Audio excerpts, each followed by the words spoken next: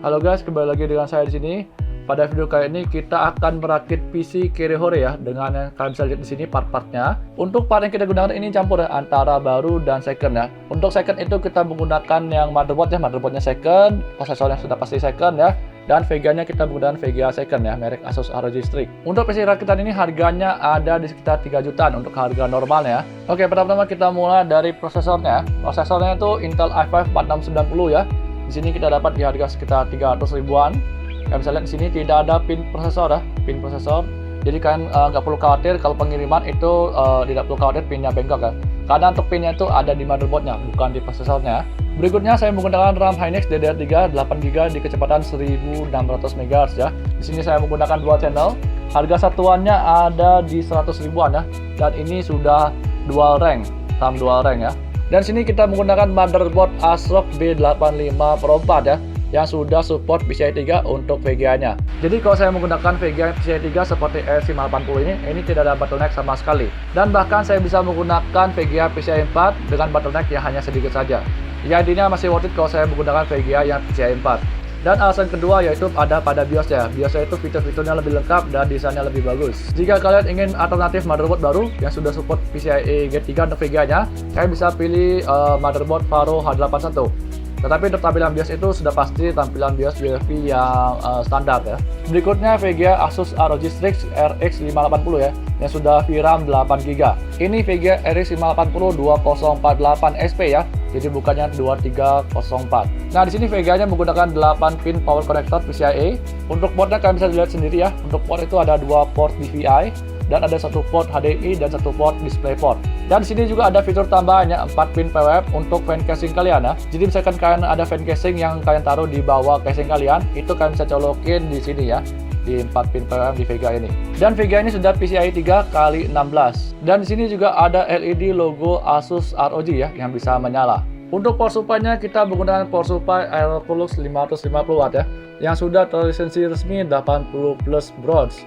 Alasan kenapa saya memakai ini itu karena dia wattnya itu tinggi ya, dan harganya cukup murah. Dari spesifikasi yang tertulis, power supply ini untuk 12 wattnya hanya mencapai 504 watt saja dengan 42 ampere. Untuk input AC juga sudah bagus di 200 sampai 240 volt AC dengan frekuensi kelistrikan di 50 sampai 60 Hz. Jadi untuk spesifikasi di power supply ini sudah cukup bagus. Alasan yang lainnya itu karena saya sudah menggunakan power supply Aerocolux 650 watt sudah 1 tahun dan sampai sekarang tidak ada masalah. Sayangnya kekurangan dari power supply ini ada di power connector VGA-nya. Power connector VGA-nya hanya 1x6+2 saja.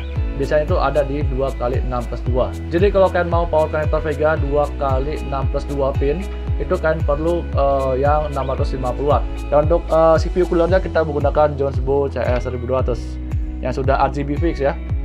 Nah sisanya itu untuk storage-nya itu kita tidak memakai storage SSD dan sebagainya. Di sini kita hanya menggunakan flash disk saja. Berarti sebagai Windows saja, sebagai Windows portable ya. Karena sini saya masih belum ada SSD-nya, jadi kita pakai ini aja sementara ya. Oh ya, untuk thermal pastanya kita menggunakan thermal pasta GD900 ya. Jadi sini saya nggak menggunakan thermal pasta dari Jonesbo, kita menggunakan GD900 saja. Oke, berikutnya untuk casing ya. Di sini kita menggunakan casing Raptor Blackstrike 16652 ukuran ATX ya. Dan sudah ada 3 fan ya, 3 fan di sini dari Raptor. Di sini depannya sudah tempered glass dan bagian samping juga sudah tempered glass. Dan ada 3 port USB di bagian casingnya, itu ada USB 3 dan USB 2. Sayangnya untuk kekurangan casing ini dari saya lihat ya, itu ada di intake-nya di sini ya.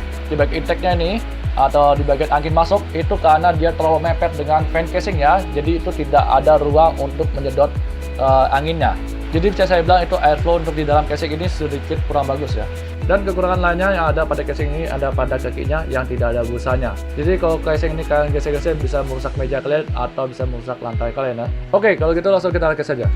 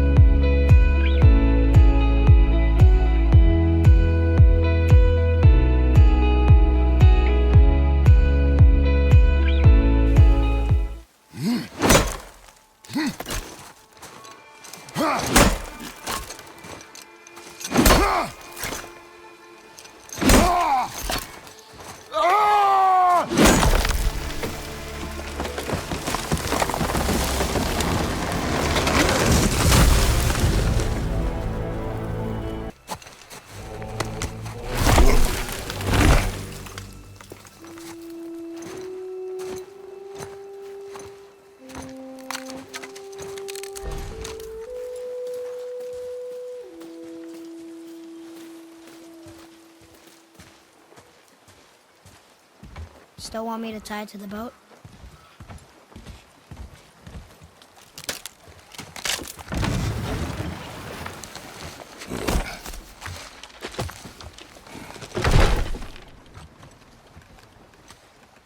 Boy.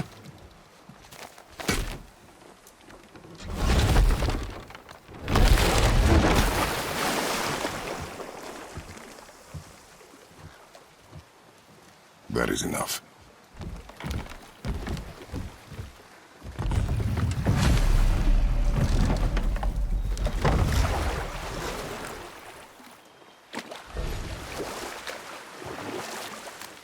Father, What? did something change? The forest feels different. Everything is different, boy. Try not to dwell on it. Yes, sir.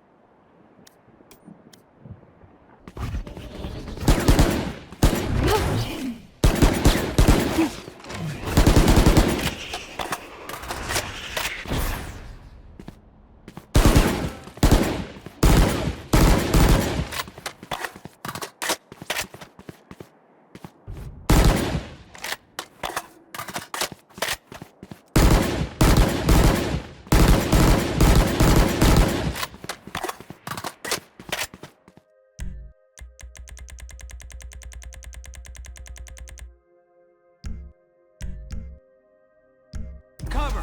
B, set the charge. I'm setting the charges. They're on a timer, so brace yourselves.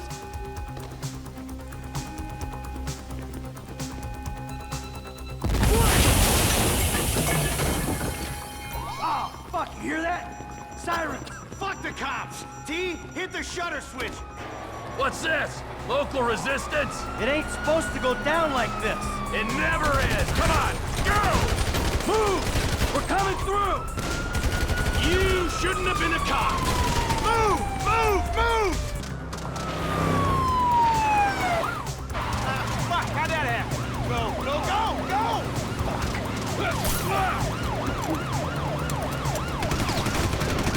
Jeez, I think they're gonna... Oh, fuck! Local yokel spotted! Guy's a dick!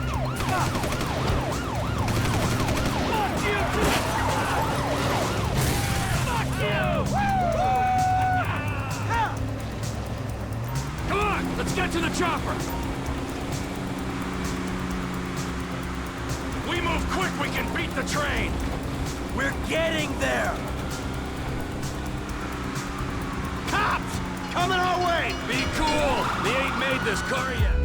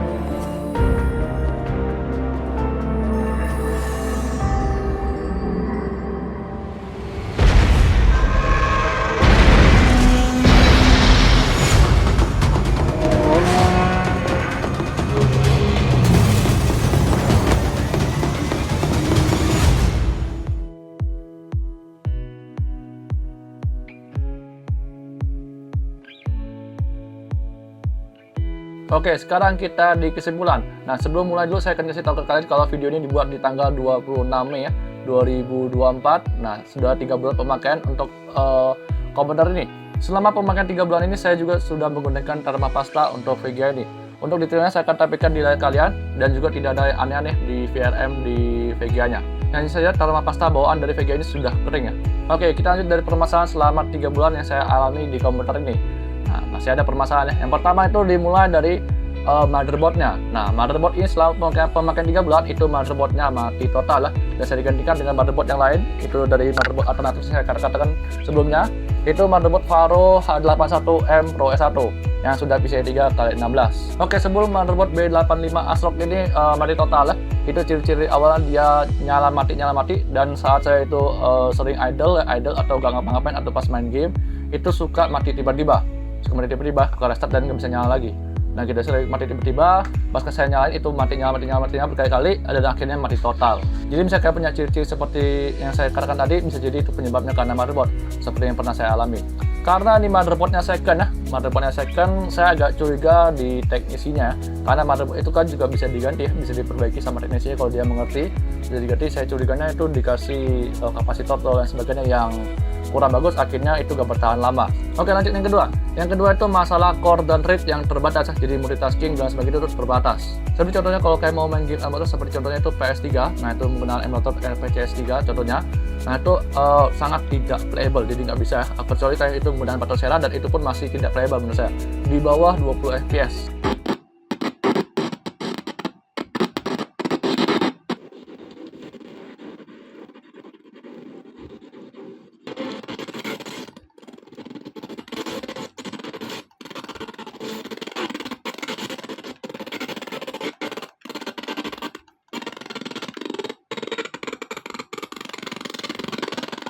Berikutnya masalah ketiga. Nah, ini ada pada casingnya. Casing ini ukuran ATX tetapi bisa dibilang sangat sempit. Bahkan lebih sempit dibandingkan di GT Alias N30S V2 yang ukurannya micro ATX. Dan itu aja, dan sini juga airflow-nya bisa dibilang itu kurang bagus ya, karena bagian depan ini ditutup sama tempered glass, jadi dia untuk ruang menyedot angin itu sangat sedikit. Jadi kalau kalian misalnya mau airflow-nya bagus, tempered glass di bagian depan ini harus dibuka. Saran saya harus dibuka ya.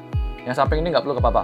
Dan juga untuk fan casing di atas ini harusnya bisa dipasang 2 fan casing, tetapi karena ukuran sangat sempit dipasang sama CPU cooler itu sudah bisa dibilang nggak bisa dipasang lagi untuk fan casingnya, sangat sulit. Dan belum lagi untuk pemasangan CPU coolernya, kalau kalian itu masangin motherboard ke casing dulu baru pasangin CPU cooler itu sangat sulit.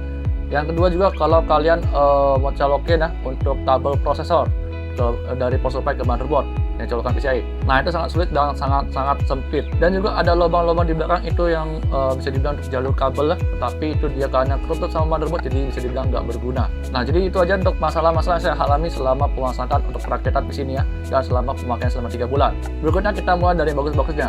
Yang pertama, PC ini murah, di budget 3,5 jutaan atau 3 jutaan itu sudah bisa buat main game AAA di Full HD 1080p sambil streaming. Bahkan itu kalian bisa nggak menggunakan FPS sama sekali. Contohnya kita anggap aja kalian itu rakit PC menggunakan Ryzen 5 5600G di harga sekitar 5 juta pas atau 4 jutaan, hampir 5 juta. Nah itu tapi beda harganya baru ya. Nah itu kalian sudah bisa berkali-kali lipat jauh lebih kencang untuk main game ya gitu AAA. Tapi masalah itu ada di core dan read-nya. Tapi kalian misalnya punya budget sekitar 4,5 jutaan atau 4,2 jutaan, itu kalian bisa rakit PC menggunakan Ryzen 5 1600 yang lebih worth it dengan 6 core 12 thread dengan motherboard bisa menggunakan motherboard A320M. Nah itu dapat sekitar 4 jutaan atau 4,5 jutaan atau 4,2 jutaan. Nah kalau kalian misalnya mau full baru, kalian bisa menggunakan Ryzen 5 5500 ya, dengan motherboard itu cari aja B550M salah saya yang murah HDV atau HVS seperti ASRock, itu dapat sekitar 5 jutaan dengan VGA yang sama. Nah, ada 6 core 12 thread. Yang kedua, untuk listrikan ini bisa dibilang tidak boros ya, tidak seperti yang dikatakan oleh banyak orang. Bahkan saya sudah menggunakan itu yang RX 580 yang lebih boros, yang 2304SB itu beda cuma sekitar 20 watt atau 30 watt aja, jadi masih di bawah 300 watt atau di 200an watt ya. Yang ketiga itu masih bisa upgradeable. Kalau kalian misalnya mau upgrade ini, kalian bisa menggunakan Intel i7 generasi keempat yang 4 core 8 thread, dan juga kalian bisa menggunakan VGA itu mentoknya di RTX 2060 tanpa bottleneck karena sudah PCIe 3. Atau kalian misalnya mau paksa, kalian bisa menggunakan RTX 3060 atau RX 6600 itu mentoknya. Yang pasti itu bakal bottleneck karena PCIe berbeda generasinya, dan juga bottleneck karena prosesornya itu nggak kuat ngangkat VGA-nya. Tapi masih worth it kok. Oke, gitu aja untuk rakitan PC Kirihore ini. di budget sekitar 3 jutaan ya, kalian sudah bisa buat main game AAA di Full HD. Bahkan untuk perkiraan saya itu sudah bisa buat main GTA 6 harusnya. Yang disettingan aja di low atau FSR atau settingan aja resolusinya itu ya diatur-atur aja settingannya. Jadi GTA 6 harusnya bisa harusnya. Kalau gitu sampai di sini dulu untuk PC rakitan Kirihori-nya. Semoga membantu kalian semua. Sampai jumpa di video berikutnya. Terima kasih.